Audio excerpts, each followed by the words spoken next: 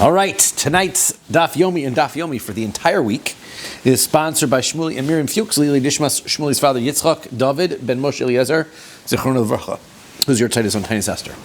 And we are on the Mishnah at the top of Pei Aleph, Amud Aleph 81a at the Mishnah.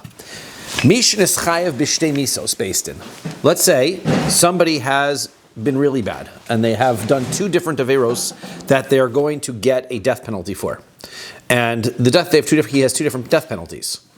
So what do? So you're going to give him nidon bechamura. You're going to give him the more severe of the death penalties, whichever one is the more severe one. That'd be kind of harsh, though. Well, he's chayav it, right? We're not saying, well, if you've done two light things, then you get one big one. We're saying that you're already chayav the big one, and that's going to cover the light one also. Avar aver chayav shtei misos nidon bechamura.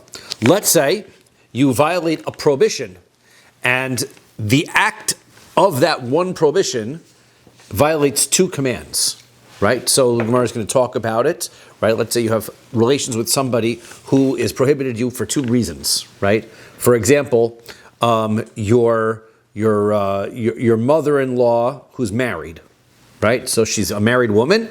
She's also your mother-in-law. So those are two separate prohibitions, two separate death penalties, different death penalty for each one.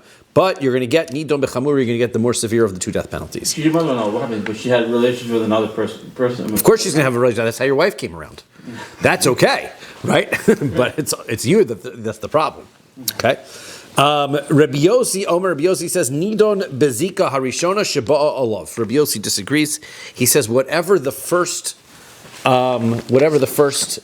death sentence that comes upon you is, and we'll explain how that works. Says the Gemara. Pshita.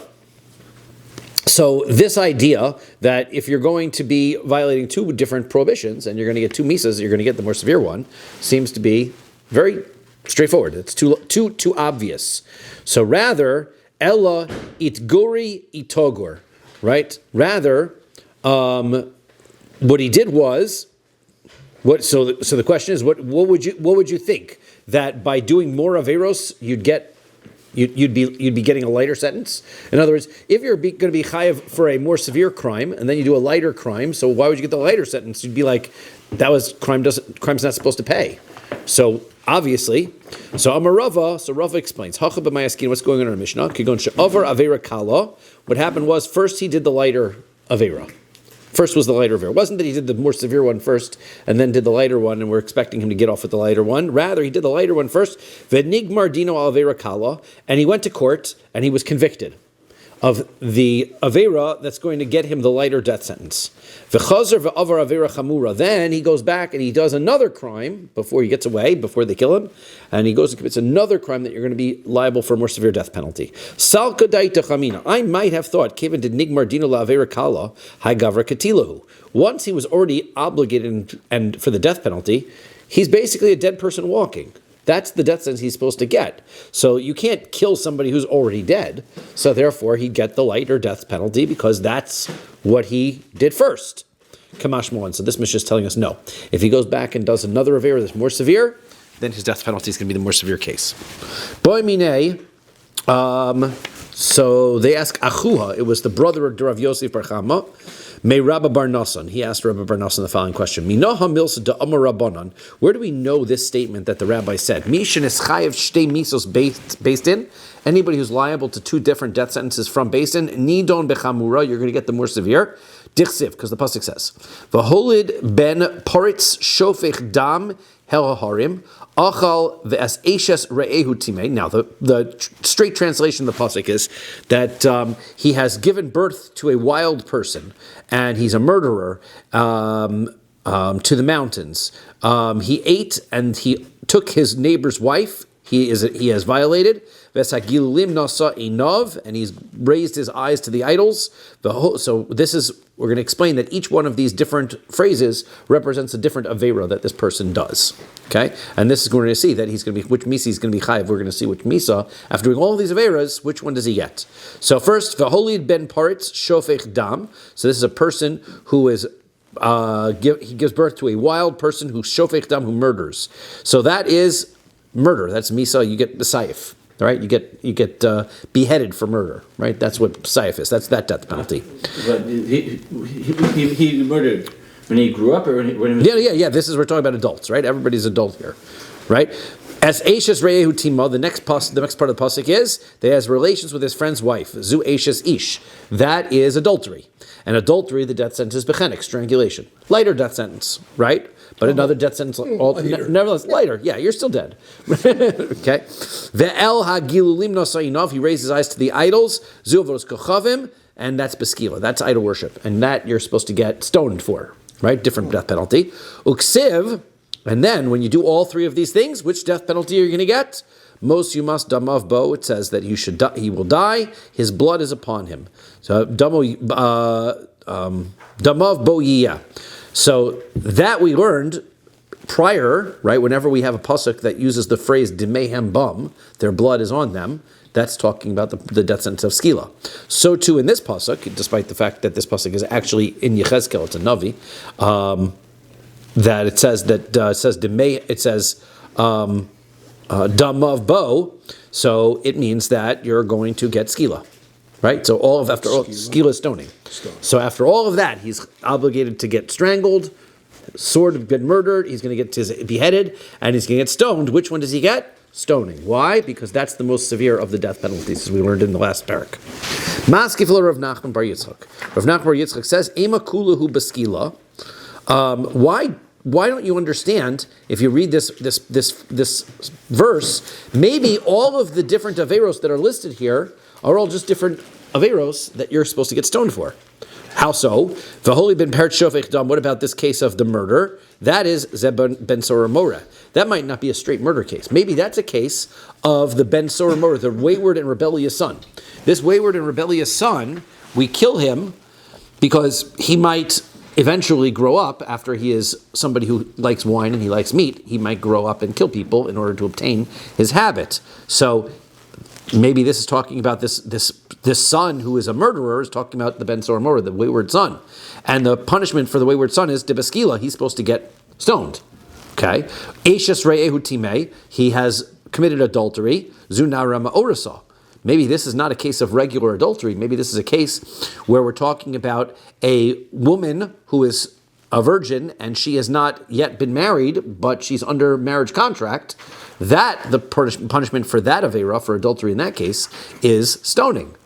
And then the other last one is straightforward, right? Idol worship, that's going to be beskila, that's going to be stoning as well. So therefore, maybe this pasuk is not teaching us that if you're obligated in several different death penalties, you're going to get the most stringent one. Maybe this pasuk is just telling you, here's a bunch of averos that you committed where you're liable to skila, you're liable to stoning, and you get stoned for them.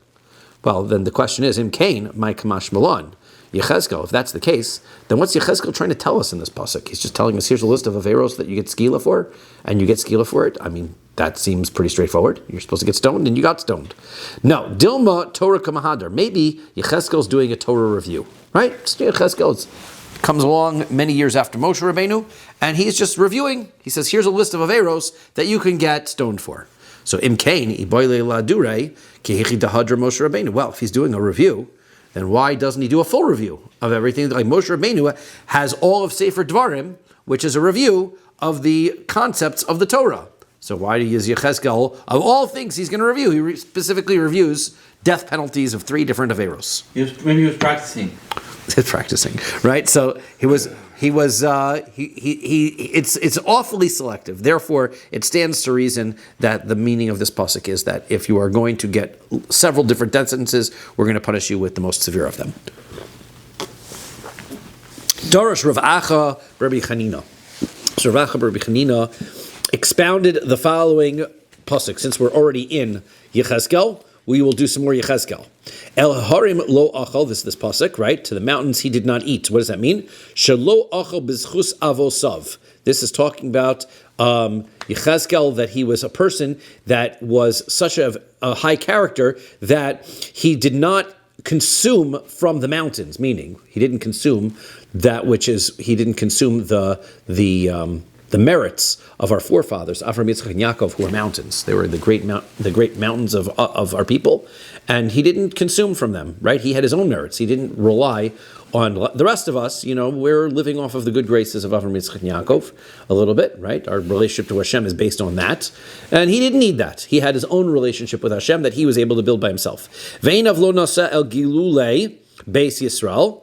So what does that mean? He did not raise his eyes to the idols of the Jewish people. What does that mean? Shelo halach bekoma zekufa. He never walked upright straight. He was always humble, bent over a little bit, right? He was always walked with humility.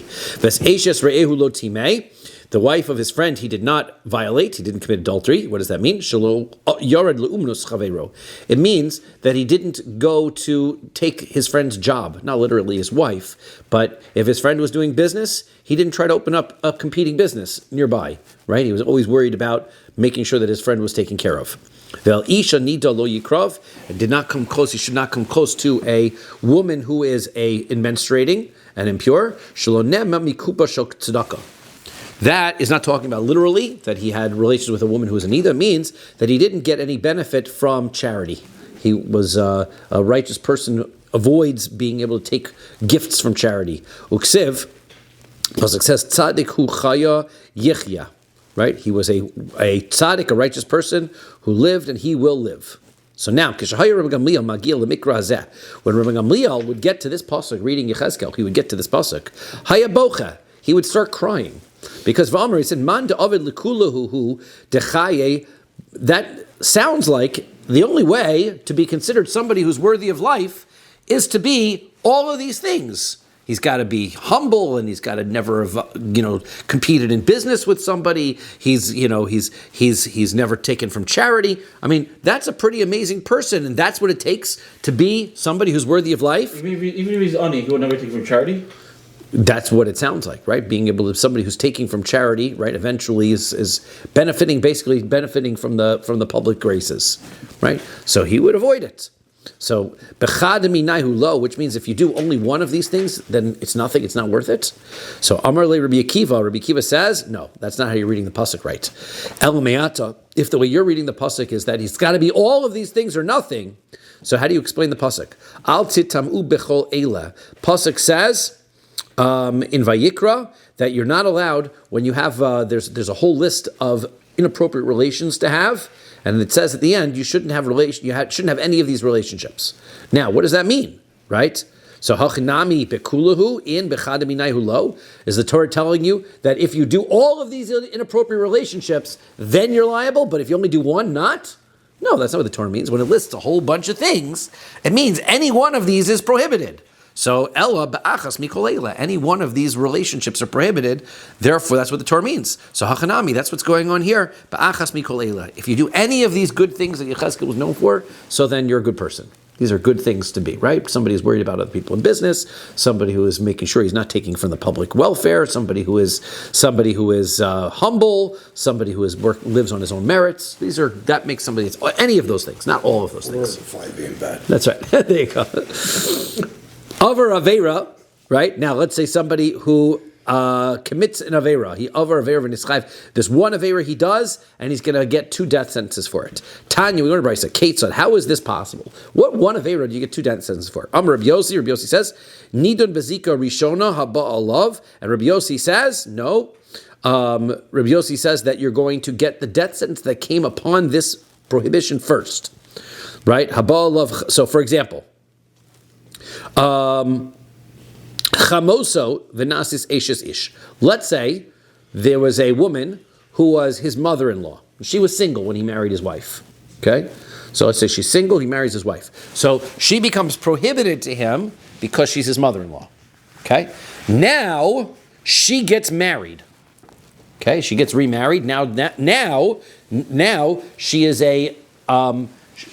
she has additional prohibitions added onto her. Because she's already married with the first husband. Now but then the first husband died, right? So now the original, your wife's original father is dead, right? So now when you married your wife, she was only prohibited to you, right? Because you're her mother-in-law, right? But she could have married anybody else.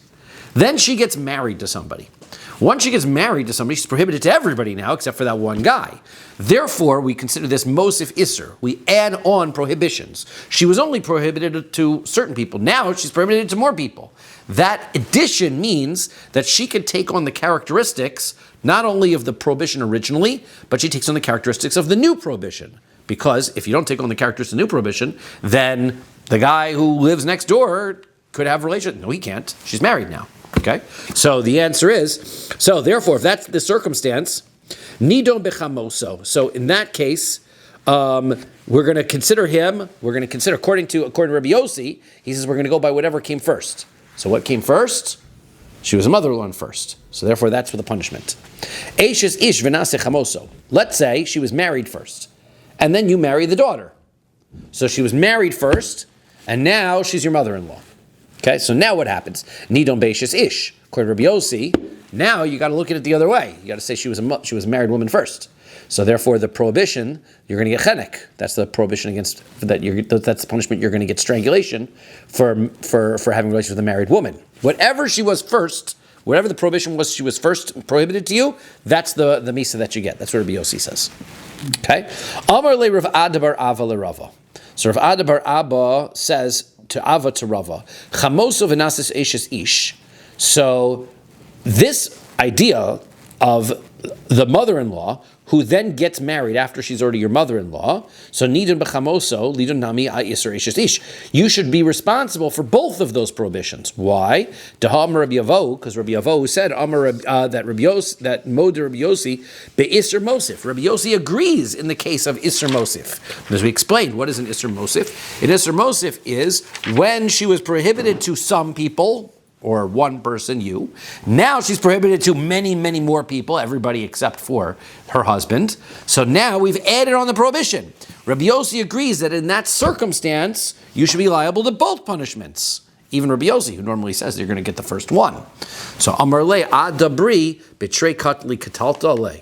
Katla. He says, 1 second, my son, how are you going to kill him twice? Ultimately, even if Rabbi Yossi holds you're going to be liable to 2 death sentences, you can't kill him twice. You're only going to give him 1 death sentence. Pay Aleph on the base. Pay Aleph on the base. So now, which death sentence are you going to give him? The answer is whichever one was the obligation that she was to him first. Now, what is it that Rava had? What was it that he had? What was the point that we had made before? The answer is you can wind up a circumstance being liable twice. Well, let's say he has relations with her beshogeg, negligently. He didn't know it was her. Right? So in that circumstance, now he's going to be liable to sacrifice. He has to bring korban chatas, bring a sacrifice. But he's going to bring 2 sacrifices because he is going to be prohibited to her twice. Once as his mother-in-law, once as a married woman. Then he can bring 2 sacrifices. So Misa, obviously you can't kill somebody twice. So which death sentence? According to Rabbi Yossi, whichever she was prohibited with first. Okay, next. Mishnah. Misha laka v'shana. Okay, let's say somebody got lashes. And then they do it again. Based in machnisin oso l'kipa, so then based in is going to take him into a cell, right? We're going to say what the kippah is, this small place where they're going to hold a small holding place. Umachilin oso seorin ad shekriso misbakas, and we're going to give him barley until his stomach explodes, right? So that's that's the way we're going to kill him off. That's why you don't eat too much cholent, because that's right. Watch out for the cholent. That's true. Says the Gemara. Mishum de luck of a shana based in coastal Zakipa. I don't understand. So the guy does an Aveira, and then he does it a second time, so now you're going to kill him? Like, that sounds pretty harsh. So Amar Rabbi Yirmiyah, Amar Rabbi Shimon ben Lakish. So Rabbi Yirmiyah says to Rabbi Shimon ben Lakish, Hacha b'malkios shel krisos askinon. Well, you have to know what kind of Aveira we're talking about here. There's 2 different circumstances a person could get lashes for, right? Actually, there's 3, right? One is if you violate rabbinic commandments. Then you can get lashes for being rebellious. That we're not talking about. Then we have lashes. There's sometimes the Torah says don't do something. Whenever the Torah says don't do something, the punishment is if you get a warning and you're brought to court and there are witnesses, you get lashes. Then there are some Averos, like eating on Yom Kippur, that the Torah says the punishment is you get kares. Now, you get what? Kares, which means that you get your soul cut off, which means that either you die halfway through your life, or you could die without children, or you die and don't go to Olam Haba. So it's a pretty severe, much more severe penalty, right, kares? Wow. So if you do those things, if you get kares, so what do? Basin can warn you and give you malchus. And if you get Malchus, then you're not chayav kares, because you're exempt from the kares through Malchus. The Malchus we're talking in this Mishnah is such a crime. The circumstance was that you did an Aveira that you'd be chayav kares for, and you're getting lashes instead. Okay, so now if you do this Aveira twice, then we say, enough's enough. You're, not learning your lesson, and we're going to kill you.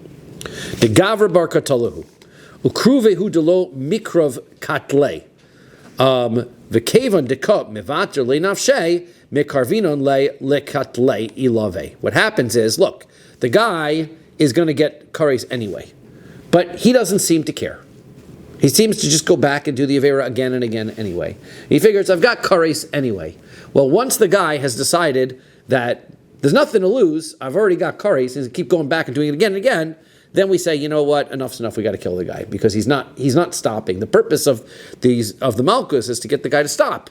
And he's not learning his lesson. He's not learning his lesson. So therefore, instead of being able to do repeat offense over and over, we're going to get kares for it, we're going to kill him.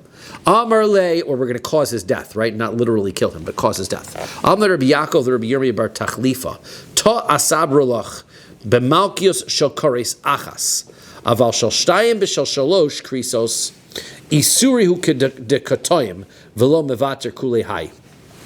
He says, I will explain it to you. He says, when you get malchus of kares once, okay, then that's fine. But once you do it 2 times, 3 times, right, now he's already used to this Aveira, and he is What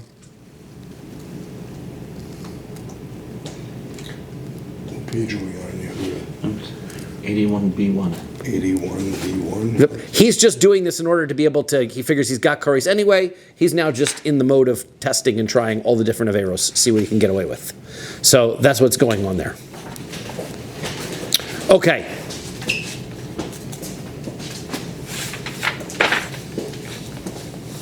Right, and so Rabbi Yaakov's point is, this is what I was saying, what's Rabbi Yaakov's point? We just said the same thing. Rabbi Yaakov's point is that he actually requires it to be 3 times, right? The Mishnah seems to imply that he did it once and then he repeated his Aveira the second time. And Rabbi Yaakov seems to say that he did it once, twice, 3 times, then already he is just trying to get away with doing more Aveiros. He's saying that it's for the same Aveira 3 times. Around here. Okay, thanks, Rob. Yeah, that's a good question. It just says Al Isser Kares 3 times. What does Rashi says? Does he comment on? Was that be the same Aveira? I'm not sure whether it's the same Aveira or 3 different Aveiros with 3 different Kares Aveiros applies as well. Let's see, based on the Gemara that's coming up, whether it makes sense. Let's have that question in the back of our mind. Okay, the question is Misha. The next part of the Mishnah is Misha Loka Vishana. He gets lashes and now he repeat offends. Let's see if the Mishnah if this Gemara comes out clearly one way or the other. Shana afagav delo shilish. So our Mishnah says he did it a second time. Now we're going to take him and we're going to have him killed. So leimo masnisin delo Rabbi Shimon Gamliel. This sounds like our Mishnah. He didn't have to do it a third time. He only did this over twice. Let's say this Mishnah doesn't follow Rabbi Shimon Gamliel. Dear Rabbi Shimon Gamliel, ha'amar ad tlas zimni lo havi chazaka. We have an argument that we see many times in the Gemara. How many times does something have to occur in order for it to be considered commonplace and presumed to continue to be the case? I think 3 times. 3 times like a chazaka. So 3 times is a chazaka. That's what Rabbi Shimon Gamliel says. And Rebbe says, no, 2 times is a chazaka. So this Mishnah that says, once you've done this twice, we can presume that you're already given up and we're going to keep doing it. We're going to kill you after twice. Sounds like it does not go according to Rabbi Shimon Gamliel, which Yehuda does go according to Rabbi Shimon Gamliel. Let's do it 3 times, right? We also go by him. Right, we would go by him also. Yeah, 2's not enough. Okay, so Amar Ravina. Ravina says, no, afilu temer Shimon Gamliel. Our Mishnah could go according to Shimon Gamliel. Could need 3. Kasavar averos machzikos. It's just that the question is it the averos that establishes the chazaka or the lashes that establish the chazaka? In other words, you did the avera, you got lashes. You did the avera, you got lashes. Then you did the avera again. Now, we're going to kill you. It's for sure the Avera, not the lashes. So therefore, that's the point. According to Rabbi Shimon Gamliel, according to the Mishnah, it's the Avera that causes the Chazaka. And you've done the Avera 3 times, sure. You've only gotten lashes twice, right? Lashes is flogging? Yeah. Okay. Yeah. So you've only gotten that twice. But the Avera you've done 3 times. So therefore, it is required 3 times. Okay, Meisvei. Let's ask the following question. Avar Avera sheyesh b'malkus pam rishon. Let's say a person does an Avera and it's supposed to get malkus. He does it the first time. Ushniya, then he does it the second time. Malkunoso. Then in both of those circumstances, you're going to give him the lashes, or we're going to flog him, right? Ushlishis, the third time, konsunoso lekipa, we put him into the cell. Abba Shaul says, Af b'shlishis malkunoso. On the third time, we're going to give him lashes. Berevius, on the fourth one, konsunoso lekipa. Then we're going to put him in the cell. So my love, dekuli yamamakios machzikos. Let's say, look, you see, what are they arguing about here? Sounds like you need to have a certain amount of lashes occurring in order to prove that he's given up and he doesn't care about the lashes anymore. So therefore, the argument is 2 times lashes enough, or is 3 times lashes enough, like the argument between Rabbi and Rabbi Shimon Gamliel, whether something is considered a chazaka after 2 times or after 3 times. No, that's not what's going on here. Dekuli alma islu Rabbi Shimon Gamliel. Everybody agrees that something has to occur 3 times in order for it to be a chazaka. V'hacha b'haka miflagi. Here's the argument. Demar savar averos machzikos. One says it's the avera that matters, and so therefore he says after you've done the avera 3 times, even though you've only been flogged twice, the avera happened 3 times, and therefore there's a chazaka. Umar savar malkios machzikos, and the other says no, it's the fact that you got flogged and didn't care and went and did it again. That's what causes you to get. After 2 lashes, you would learn your lesson. So why? You would think, well, why would you think 2? You just told me that you hold of chazaka as 3. 3 is chazaka. Okay, so you need 3. So 3 is when you'd learn your lesson, right? Once we see you've done it 3 times, we know you're going to keep doing it. Right. So that's the intention. The machlokas is either 3 violations of the prohibition or 3 cycles of exactly violation and lashes. That's correct. That's what that argument's about. But really, everyone agrees that it's got to be 3 times. Vehaditanya, we learned in a brisa. Hasru bo vishasak. Let's say they give this fellow a warning, and he doesn't say anything, right? Meaning they tell him you're going to get lashes, and he doesn't nod, doesn't acknowledge. Normally we say that in order to get the hasra, the warning, you have to acknowledge and make an indication that you accepted the warning. Hasru bo vehirchin rosho. Let's say he warned him and he nodded his head slightly, gave a little nod. But he didn't say, I acknowledge your warning, right? Mm-hmm. So pam rishona ushniya, if he does that once or twice, masrin bo, so then we are going to simply warn him, right? Shlishis, the third time, konsunoso lekipa. The third time, we're going to take him into the cell. Okay, so now, To die. That's correct. How? We're going to give him very little food, and then we're going to give him some barley, and then we're going to give him a lot of water to drink, and the barley is going to expand until his stomach explodes. That's not so pleasant. Yeah. We were pretty violent. Well, we didn't do anything. We just said the Torah doesn't have violence in it. So the first time, second time, he gets no punishment. The third time, we're like, wait a second, we got to put him into the cell. Now, v'hasam malchus leka. Here, he did the avera, right? He did this avera. There was no malchus. There's no lashes. So how could he get into the cycle of not caring about the lashes when he got brought to court, he didn't do the lashes. Yeah, the avera was bad enough for him to get straight to the death.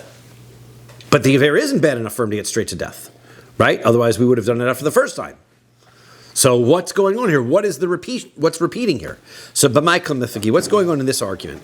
Amar Ravina says, Bekipa tricha hasra kamifagi. The argument is, when we're going to actually kill the person in the cell, does that need a warning?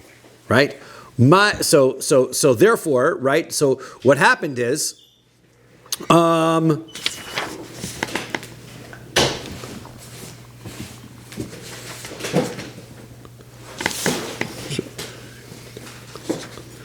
everyone agrees that it's going to be 3 times, right? He's got to be able to doing this thing 3 times, right? They gave him warning and he got lashes, right? That's not the issue. The issue is whether they warned him in order to be able to, according to the Tanakama, once he got warned 3 times on the lashes, then we can put him into the kippah. But Abba Shaul is saying that even though right, that he's considered to be muhzak as a rasha. He's already done this and gone through this cycle 3 times. Nevertheless, you still can't put him into the cell because they never gave him a warning that they're going to put him in the cell. Only Malchus. So therefore, he's got to be able to get after the 3 times in the cycle.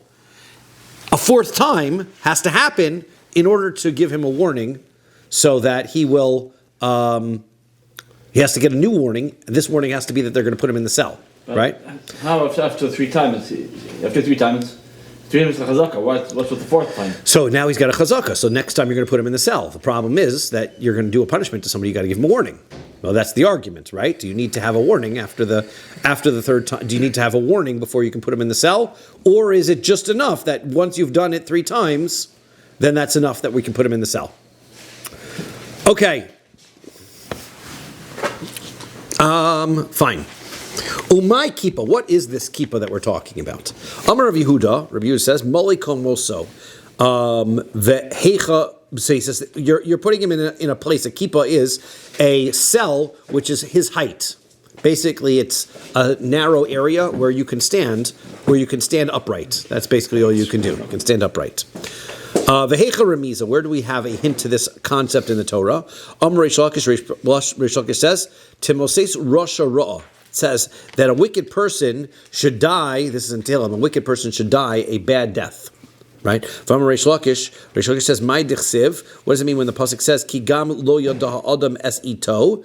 Right? A person doesn't know his time. A person doesn't know his time. Kedagim hanechazim b'mitzuda ra, like fish who are caught in a bad trap.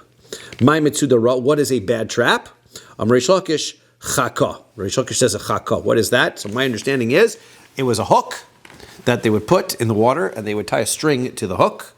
And they would put bait on the end of this hook and throw that into the water, right? Or That's what we call fishing. That's what we call fishing. Or you compare him in the shark, the sharks. Well, you throw that in the water, and the fish go after it. Now, does not matter whether you're a little fish or you're a big fish, you get caught right on this every time, right? So what is that? That means it's a bad trap. Why? Because most of the time when you see danger coming, you can build some kind of defense. Right, you can build some kind of preparation in order to defend yourself from some kind of defense. However, this kind of trap, which you don't even see coming, that's a bad trap, right? So that a person has to recognize, right? Person doesn't know his end. You don't know when something, right? That's the way that the world is, right? You don't know when something bad is going to come upon you quite suddenly. So are we not supposed to fish? No, it doesn't say that at all, right? Oh. Just says that this is a tricky sort of light. You should just be aware that I think it's a parable for humanity. Mm-hmm. You shouldn't be thinking to yourself, you know what? I will, there are these guys I saw that these people that are trying to cheat death, right? So they go to all these surgeries and they sleep in hyperbaric chambers and this, and then they walk outside and they get hit by a bus, right? You think, right? You're living in all this. I could do defense against everything, whatever, but that's not the way that that's not the way the world works, right? Lo yedah adam es ito. A person does not know his end, like fish that get trapped, right? They don't know it's coming. And all of a sudden, there it is. Masni, I think that's what's going on here. Says the Mishnah, Hahorig nefesh shelo be'edim. Let's say somebody kills somebody and there's no witnesses. So, machnisin oso lekipa. Then what happens? You bring this person, he gets put into this jail, and he gets umachilin oso lechem tsar. We give him very little to eat, umayim lachatz, and very little to drink as well. Right? So now, what happens? Says the Gemara. And then he dies from that. Says the Gemara. Mino yad inon. So where do we know this from? Amarav be'edus miyuchedes. This is you need to be able to have. Our Mishnah is talking about a circumstance where the witnesses are individual, meaning there are 2 witnesses that witnessed the murder. However, they didn't see each other. There was a technicality in the problem, right? The witnesses have to be aware that there's another witness there in order for them to be providing a warning. If one witness doesn't know the other witness is there, you know that we could have 2 witnesses come to court and testify this person murdered, and yet the guy is going to get off in a technicality. Well, we don't want murderers walking around. So therefore, even though we don't give the guy misa, this is going to be the punishment we give him. Shmuel says, Shelo basra. no, the circumstances are two witnesses, but the warning was invalid, right? The warning that they gave him wasn't going to work, and so therefore they couldn't give him a death sentence. They give him this instead. What's going on here is that during the trial, the judges ask a lot of questions, and the detailed questions that they were asking, the witnesses contradicted each other. But velo is chochosh bechakiros. But in the main substance questions, when the murder took place, what happened in the murder, that the witnesses concurred.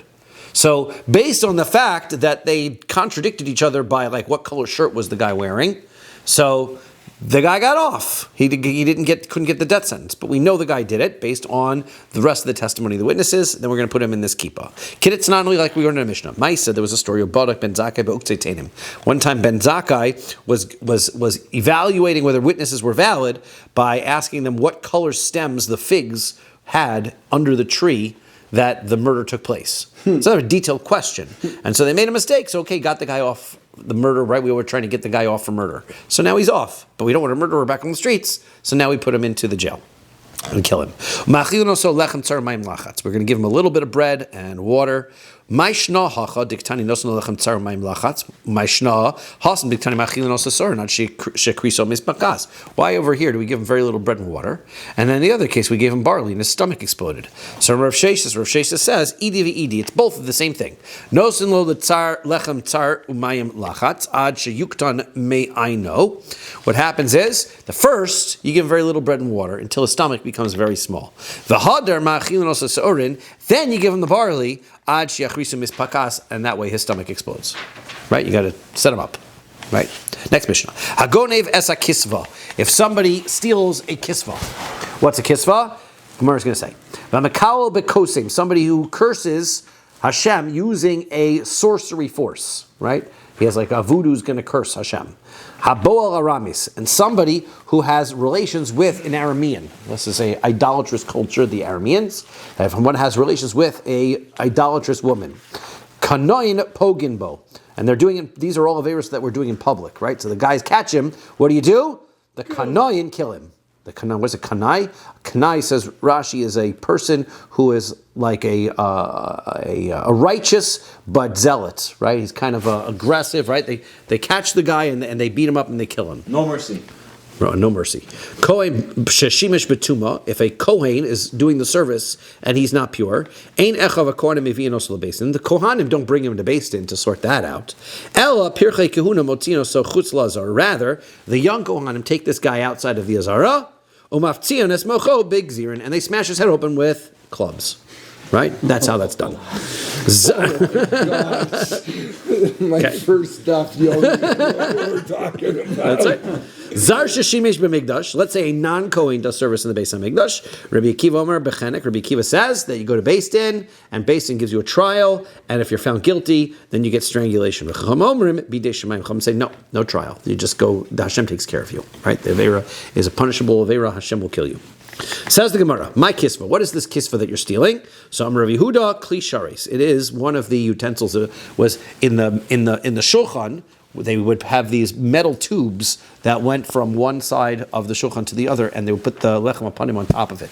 That little metal tube would be easy to steal, right? It's gold, so makes sense. Somebody might steal it. Those tubes, was it easier for you to pick it up, to move it? What it was for? Well, it's not for stealing, but it was for holding lechem apanim. I guess you have to move it. Right, but it was easy to move and it was easily removable, and probably that's why they picked it. Is it was a easily concealed, easily stolen utensil, right? You don't want to steal the gallon-sized jug, right? You steal this little tube, metal tube of gold. It's a good thing to steal. V'cheinu omer, that's what the pasuk says. Es ksos hanesach v'hecha remiza. So where do we see that there's a hint in the Torah to the fact that you're going to get a death penalty for stealing this, or they're going to kill you, right? Not a death penalty, but they're going to kill you. V'lo yavu liros kevala es hakodesh remesu, right? You will, when the Leviim go in to pack up the Mishkan, they're not supposed to look at what they're packing up. They're supposed to throw the coverings over the utensils first. So it says that they won't die when they go in and cover up the utensils. Now, Well, why do the cover falls off? And if it's accidental, it's accidental, right? They can't get killed for being an accident, but that's the procedure, was to cover it up. Now, this also is sort of hinted at. It's not what the Torah means, but it seems like a hint. Really, this halach l'Moshe Sinai. But we're saying that also you will die if you conceal or hide or swallow up one of the utensils of the Beis Hamikdash. That's how we're rereading this pasuk, which is not really what the pasuk means, but we're giving a hint. Right? It's really halach l'Moshe Sinai. V'hamakal b'koseim, somebody who blasphemes, but doesn't use Hashem's name in blaspheming, because then you'd be chayav misa. Right? This he does just by using some kind of voodoo or sorcery. Tani Rabbi Yosef, Yake Kosim es Kosmo. He says that the sorcerer should smite the one who gave the power to the sorcery. Right? Hashem. Rabbanon v'itim Rabba bar Mari, Amri, then Rabbanon, and some say Rabba bar Mari, they explained it as follows. Yakehu Kosim lo l'kono u'lemakno.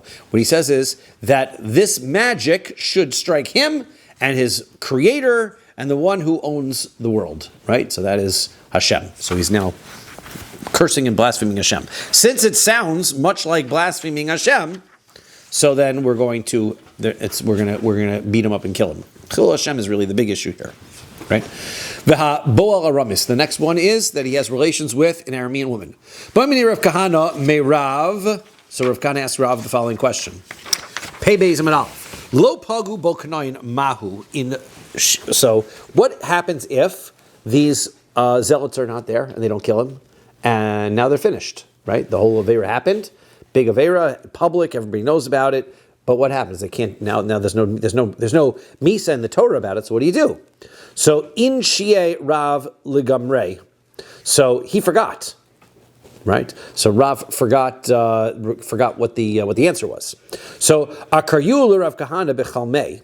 So Rav Kahana had a dream, and he saw a pasuk in his dream. Right, so you're thinking about Torah all the time. You fall asleep, and psukim come.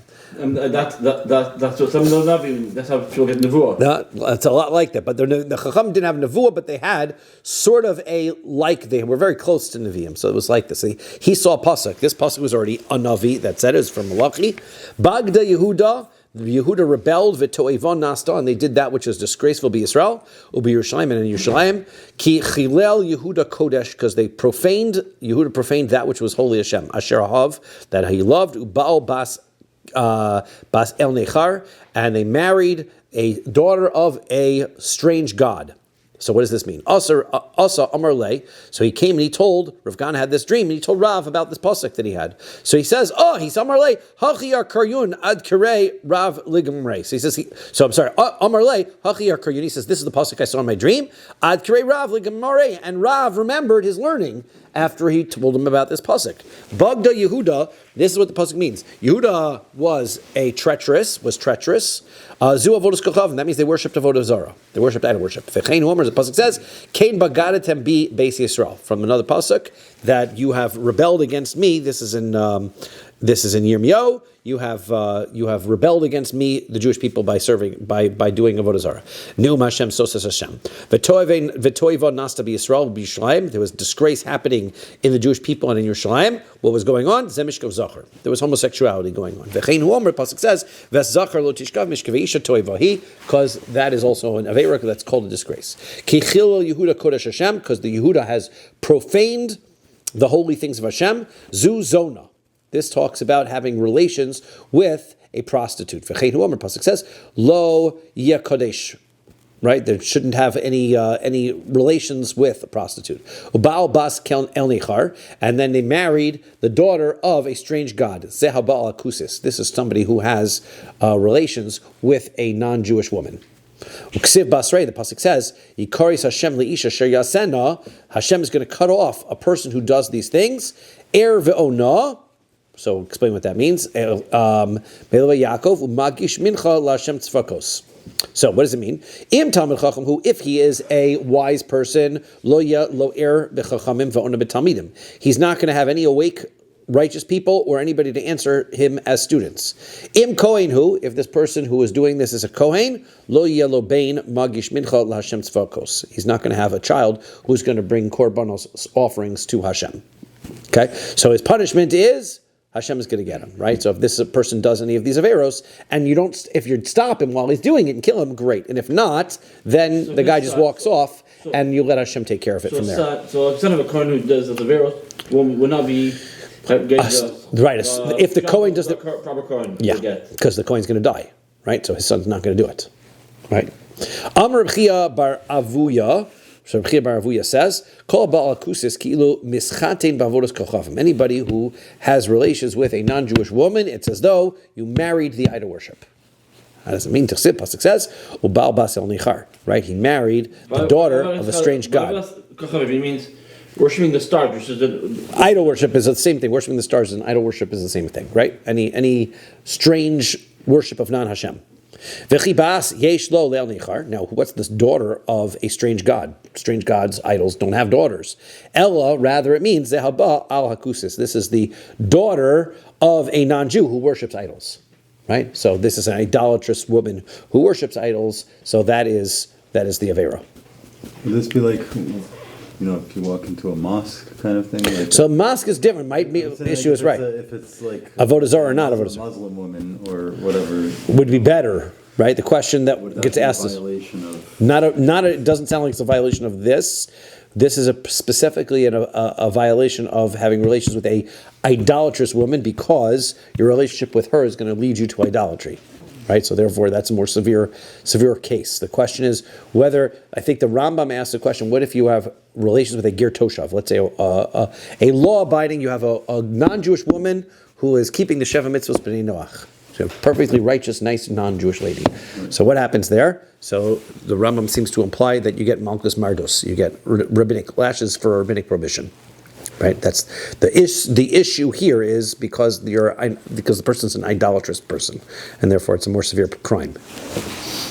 V'amar Reb Chia bar Avuya. Reb Chia bar Avuya says, "Kosov al Gilgalaso shel Yehoyakim."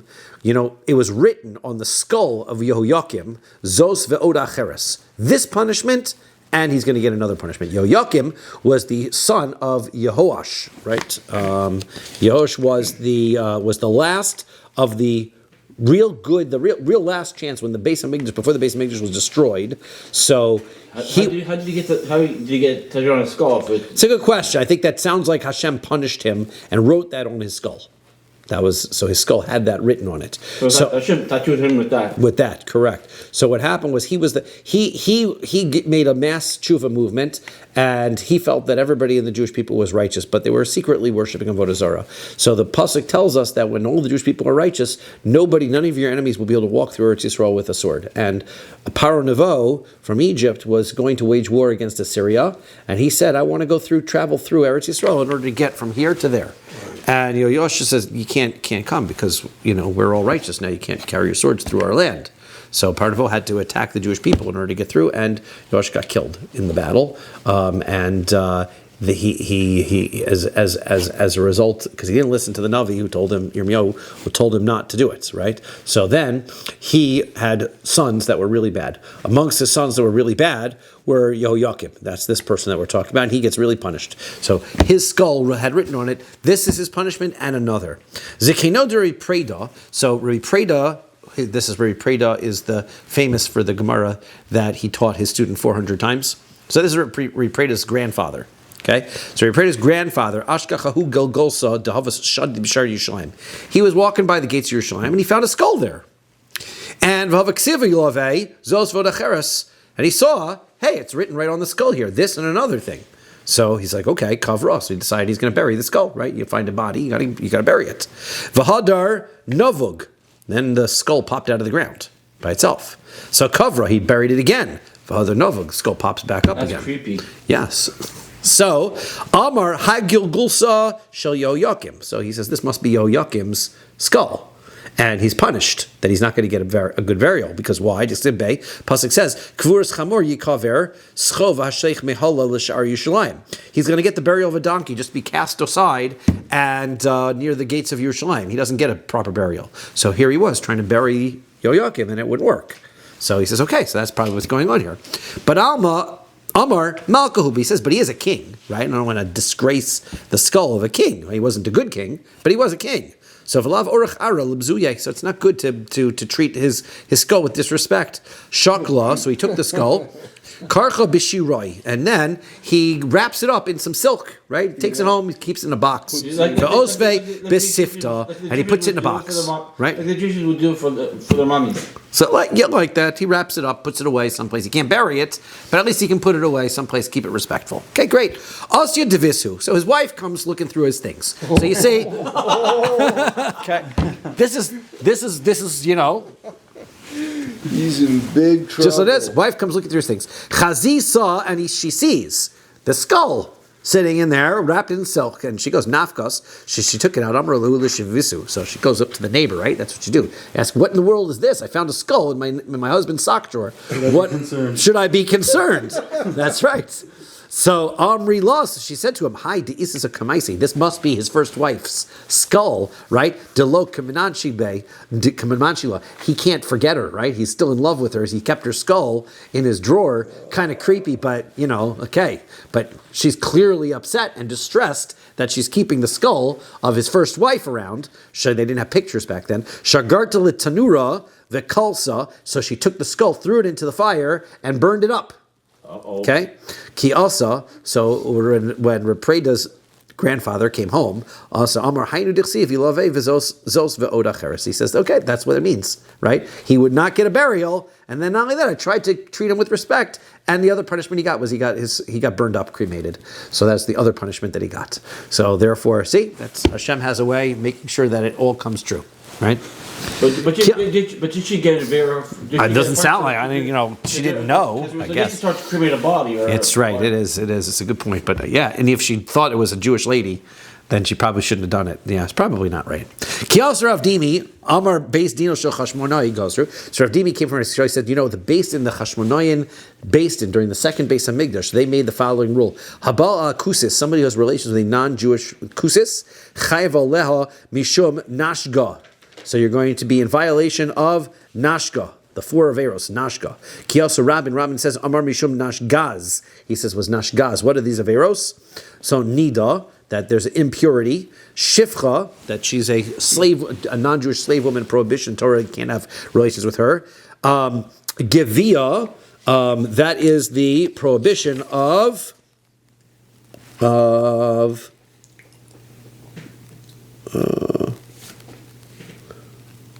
Yeah. Just Torah prohibits because she will turn his heart away. Can't marry her. That's what it is. It's having that you're not allowed to be. So let's say here Goya. Goya. That's what it is. Not Guvia. Goya. Right. She's not. Right. You cannot marry a non-Jewish. They made a gezerah against that. It's like intermarriage. Right. It's an intermarriage, and then the other one was Eishes Ish. Well, the last one was Eishes Ish, and then this last, he says, so it's Eishes Ish is with the Aleph, and then this one is Zona. So either because she is a married woman, because she belonged to married to another non-Jew, or she's a Zona because non-Jews really don't have marriage, and the ladies, they have relations around with and do adulterous relationships. Either way, either she's an Eishes Ish and that's a problem, or she's a promiscuous woman and that's a problem. So either way. So the one says that it's because of Zona of Al Mishum Ishus Leis Lehu. The reason this has to be because she's a Zona because they don't have real marriage. Ve'idach Nashiyahu Vaday Lo Mifkri. The other says no, they don't have marriage, but their wives are at least faithful to the husbands that they stay with. So therefore, it's an adulterous relationship. It's not zanus of a promiscuous woman. So either way, now all of these averos are not real because nida, there is no such thing as really a nida by a non-Jewish woman, right? That only doesn't apply to non-Jewish women. Shifcha Kananis, she's not really a Shifcha Kananis, not necessarily. Who says this woman's married even?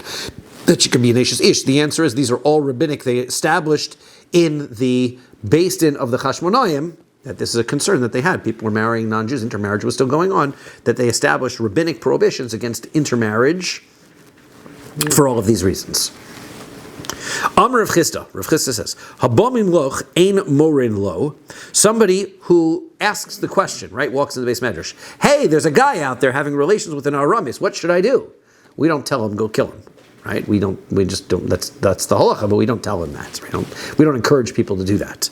Itmar nami. There are those who say Amar Rabba Bar Chana. Rabbi Bar Chana says Amar Yochanan Habalim Lach. Somebody who comes to ask Ein More and Lo, you don't teach to him. V'lo Od. Not only that, Elish Impirish Zimri v'Hargo Pinchas. The classic case in Parshas Pinchas. Zimri and Cosby are having relations, right? Pinchas comes along and goes to kill both of them. What happens if Zimri had stopped? As soon as Zimri would have stopped, then Pinchas wouldn't have been allowed to kill him. So if Zimri had stopped, he saw Pinchas is coming, and he would have stopped, so then V'hargo Pinchas, now Pinchas would be a murderer, right? He only wasn't a murderer because they were still in the middle of the act when he killed him. Nepach Zimri, now, not only that, but if Zimri was still in the middle of the act, and Zimri turned around and saw Pinchas sneaking up, V'hargo the Pinchas, and he would have killed Pinchas, Ein Naragov. Then Zimri would not be killed for that, because Pinchas would be a rodef, trying to kill. He would be somebody who was trying to kill Zimri, and Zimri would have the right of self-defense to protect himself. Shari rodefu. V'yomer Moshe el Shofrei Yisrael. Now, here's the story about what happened with Pinchas. Story is, Moshe said to the judges of the Yisrael, Halach shivto shel Shimon eitzel Zimri ben Salu. So the tribe of Shimon went over to Zimri ben Salu. Amrulo, they said to him, Hein donin dini nefashos v'ata yoshef v'shosek. He says, everybody else over there, you're our leader, and all of those people over there, they're judging rules that Capital punishment. they're judging capital punishment, and you're sitting here quiet. So what did he do? Maasa Amad v'kivetz chavdal elef Yisrael. He gathered himself up together, 24,000 Jewish people. Cosby, and he went over to Princess Cosby, right, daughter of Tzur, the king of Midian. Amar la, he said to her, Hashmi'i li. So you should come with me. You should be with me. So Amrlo, so she said to him, Bas Melech ani, I'm the daughter of the king. V'chein tziva li avi, this is what my father commanded. Lo tishmi'i el legodol shbehem. You can't be with anybody except the leader. You got to go with Moshe. That's what she was after Moshe. So Amrlo, so he said, Af hu nasi shevet. So Af hu nasi shevet hu. He says, look, I'm also the prince of a tribe, right? I'm good enough. V'lo od, not only that, el shehu godol mimenu, I'm even greater than he is. Shehu sheni lebetin, vehu shlishi lebetin, because I am second born in my family, and he's third born in his family. After Miriam and Aaron, he's third born. So I'm higher than he is. So Tafsa biblurisa. So he grabbed her by the hair. Vehevia eitzel Moshe. And he dragged her over to Moshe. Amra lo ben Amram. So he says, and he's being disrespectful, he says, hey, son of Amram, zu asura o muteris. Can I be married to this one or not? If im tomar asura, before you, Moshe, tell me that it's prohibited, bas Yisro mi hitzroch, how did you get to marry the daughter of Yisro? She wasn't Jewish either. So nis'alma mimenu halacha. So Moshe Rabbeinu at the time forgot the halacha of what to do in this circumstance that he's having relations with this person. So go kulam bebchia. So everybody started crying because Moshe Rabbeinu forgot a halacha. So that's very worrisome. So the pasuk says v'hema bochim. They were all crying. Pasach oel moed uksev vayar Pinchas ben Elazar. So then it says. They were crying by the opening of the tent. That pasuk says, "Vayar Pinchas ben Elazar." Pinchas ben Elazar saw what was going on. Ma ra'a, where did he see? Amarav ra'a ma'isa v'niskar halacha. He saw that they were having relations, and he remembered what the halacha was. Moshe Rabbeinu didn't remember the halachas; he knew what the halacha was. Amar lo achi abba. He said, "You're my father's brother." He's talking to Moshe, right? My father's brother. His Pinchas is actually his grandfather's brother, right? His grandfather was Aaron, right? Pinchas ben Elazar ben Aaron, and it was his brother. So, Achi Avi Abba, my grandfather's brother, Lo kach l'miditani. Didn't you teach us like this? Take my Har Sinai when you're coming down from Har Sinai. Habo al Ram is somebody who has relations with an Aramean Kanaim Poginbo that you're allowed to. The Kanaim are supposed to kill him. So Amar Lo. So Moshe said, Karaina de igarta ihu lihavi parvanko. He says the one who reads the letter, that's the one who's got to carry out the sentence. You're right. That's the halacha. But we don't teach anybody that halacha. But since you're the one who now knows it, you got to take care of it. Ushmuel Amar, Shmuel says, no, that's not what he saw. Ra'ah she'ein chachma el ve'ein tvuna ve'ein etza neged Hashem. He saw that there's no wisdom, there's no understanding, there's no advice that goes against Hashem's will. Kol malkum she'yishchil Hashem, whenever there is a circumstance where there's a Chil Hashem at stake, Ein Chlokin Kavod L'Rav. I can't wait to give Moshe Rabbeinu the kavod of doing it. I got to step in. I can't wait and ask questions. Got to act because the Chil Hashem is involved, right? Rabbi Yitzchak, Amar Rabbi Yitzchak says, Amar Rabbi Elazar, Ra'ah sheba malach v'hishchis ba'am. He says, you know what he saw? He saw that there was an angel coming from Shemayim that was killing everybody, and it got to act very fast. Vayakam mitoch ha'idus, he got up from amongst the nation. Vayikach romach biyado, when he took a spear. Mikan she'ein nichnasin b'kli zayin lebeis hamedrash. Why didn't he have a spear with him? The answer is because he couldn't have a spear when he went into the base medrash. You don't carry your weapons into the base medrash. Everybody knows that, right? Shalaf shinana v'hinicha be'unkalo. So he covered the point of it. He hid it inside his cloak, right? He was hiding that he had the weapon with him. V'haya pei beis amabeis nishan v'holech amakalo. He was leaning on his staff. When he got up to the tribe of Shimon, Amar, he said, Hey chamatzino sheshivto shel Levi gadol mishel Shimon. How do we find that the tribe of Levi is greater than the tribe of Shimon? Amrulo hanichulo. So he says, they said, oh, he must be on our side, right? Because he's the Levi, so he's not even telling us that he's greater. So they said, let him in. It's fine. Afhu lasos tzarchav, right? Maybe he wants to jump in, right? He says he wants to get involved. He says, what he says, why should Shimon be greater than Levi? I want to get involved too. So they said, okay, great. He wants to join in. Let him in. Nichnas hetiru perushin es hadavar.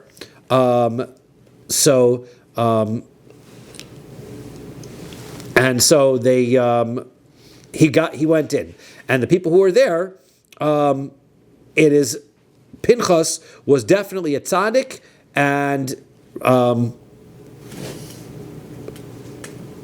right, it's definitely, they're saying, oh, it's definitely mutter to do this, because if Pinchas, who is a tzaddik, is going to do it, so then it must be mutter to do it, right? That's what everybody was seeing. Amar Rabbi Yochanan, Shisha Nisim Nasula, there were 6 miracles that happened to Pinchas. Echad Shahayolu Lezimri Lifrosh Velo Pirish. First of all, Zimri could have stopped doing the Avera at any time, and he wouldn't have been Chayv Misa, and he didn't. Echad Shahayolu Ledaber Velo Diber. Second of all, that he could have just, that Zimri could have called out and had everybody from Shimon, 24,000 people were standing there, and they would have come help him, and they didn't. That when he stabbed them right in the area where they were having relations. Oops. And so therefore that was also a miraculous strike. The second is that the bodies, when he lifted them up, didn't fall off the spear. Next, an angel came and split open the tent so that everybody could see what was happening. And then also that a angel came and killed many people from amongst the nation. So he came and he threw the bodies in front of Hashem. Amar Lefan of Ribbon Shalom al Elo Yiplu Kafdal Elef Mi Yisrael. He says, because of these 2 people, 24,000 Jews should be killed just because of these 2 people. Shnei as the pasuk says, Vayu Amesim Magifa Arba V'Esrim. There are 24,000 people who died because of the plague of what Zimri and Cosby did. The pasuk says, Vayamod Pinchas Vayipalel, that Pinchas stood up and Vayipalel, which sounds like he davened or what does that mean? Amar Rabbi Elazar explains Vayipalel lo nemar Vayispal. It doesn't say he prayed. It says El Vayipalel. What does that mean? Malamich kaviyachol shasa palilos imkono. What he was doing is he was having an argument. He was having a judgment with Hashem. Bikshu malach yasharis lidach fo. So he was saying, you can't kill these people just because of this. So the angels came in order to push him away. Amar lehen anichulo kanai ben kanaihu. Hashem said, leave him. He is a kanai. He is a zealot, the son of a zealot. So meshiv chema ben meshiv chemahu. Right. He is somebody he has taken away the anger of Hashem. Okay, so maybe we should stop here because we're already up to 9:35, but we will continue on with the